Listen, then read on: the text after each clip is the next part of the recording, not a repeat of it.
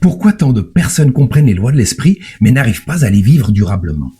Pourquoi la connaissance ne suffit-elle pas, même lorsqu'elle est juste, même lorsqu'elle est profonde? Parce que entre comprendre une loi et l'incarner réellement, il existe un passage essentiel. Ray Stanford n'est pas connu pour avoir écrit de grands livres. Il est connu pour avoir transmis une loi vivante. Il a consacré sa vie à accompagner des êtres humains ordinaires dans l'application concrète des principes enseignés par Hill, Hanel et Wattles. Son approche était simple, directe, exigeante. La loi ne se comprend pas seulement, elle se vit. Ray Stanford enseignait ceci. Une loi devient réelle lorsqu'elle est intégrée dans les habitudes quotidiennes.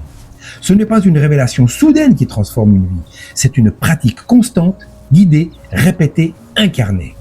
Stanford insistait sur un point fondamental. Sans transmission vivante, la connaissance reste théorique. Mais lorsqu'un être humain incarne la loi devant toi, elle devient soudain possible. Ray Stanford ne motivait pas, il corrigeait les états intérieurs. Il observait comment une personne pensait, comment elle décidait, comment elle se percevait.